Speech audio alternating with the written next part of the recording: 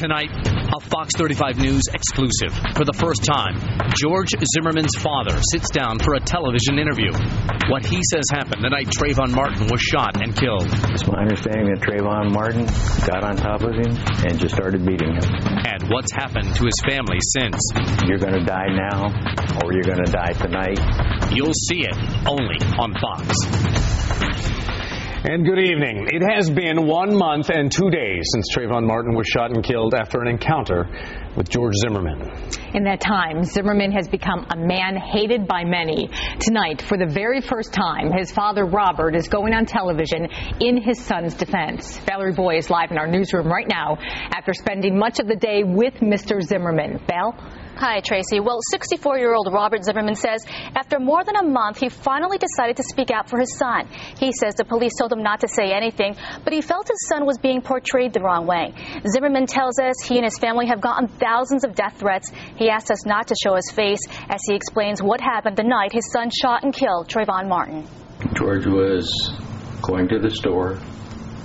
He saw someone in his community that he did not recognize as living there. Because there had been a lot of break-ins in the area, he thought that was suspicious, that someone would not be walking on the street or the sidewalk, that they'd be walking right behind the townhomes. Robert Zimmerman says that's when his son called police. He called the non-emergency number first, and they asked him where he was, because he was at the rear of the townhouses. And there was no street sign. Even though a dispatcher told Zimmerman not to follow Martin, his father says he continued walking to locate an address to give to officers. He lost sight of the individual. He continued to walk down the same sidewalk to the next street so he could get an address for the police. He went to the next street, realized where he was, and was walking back to his vehicle.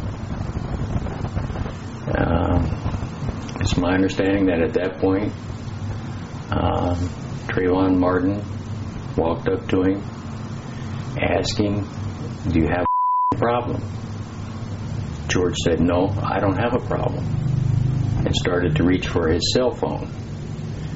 At that point, he was punched in the nose, his nose was broken, and he was knocked to the concrete. Trayvon Martin got on top of him and just started beating him. In the face, in his nose, hitting his head on the concrete. And did Trayvon Martin say anything to your son as this was going on? After nearly a minute of being beaten, George was trying to get his head off the concrete, trying to move with Trayvon on him into the grass. In doing so, his firearm was shown. Trayvon Martin said something to the effect of, "You're going to die now, or you're going to die tonight," something to that effect. He continued to beat George, and at some point, George pulled his pistol and did what he did. So you're saying that Trayvon Martin verbally threatened his life? Yes. In those 911 calls, we hear what we think is a shot fired.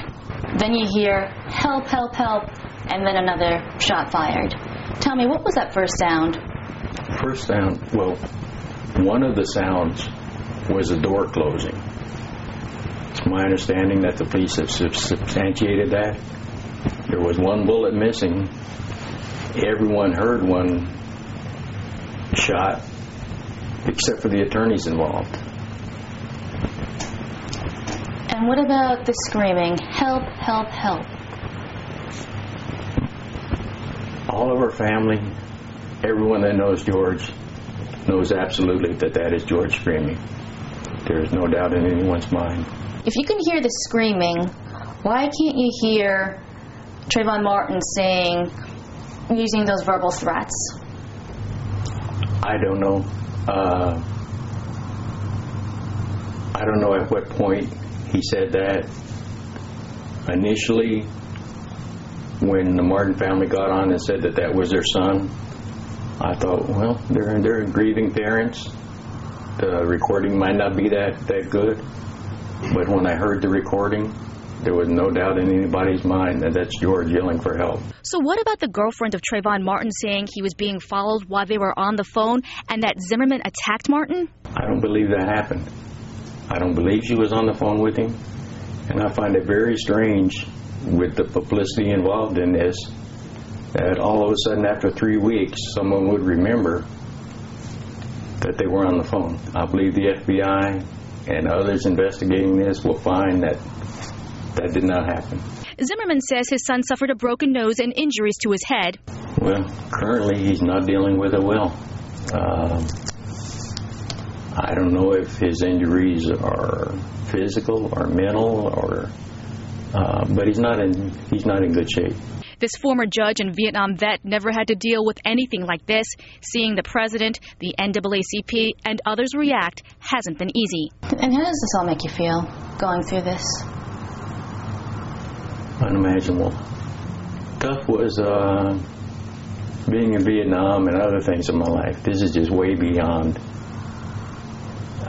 anything that I can imagine. What's your next step? I have no next step. He believes his son will be cleared of any wrongdoing and has a message to all the critics out there. I'm sorry for all the hate that's going around from their attorneys, from everyone involved. They're just making up things that are not true about George. How he is being portrayed is just an absolute lie. And Zimmerman says his son was once an altar boy and belongs to a Catholic church. He'd also been mentoring 2 African-American children before the shooting. He tells us he had been studying criminal justice at Seminole State College and hoped to be a judge just like his father. And he maintains that his son is not a racist. He calls him colorblind.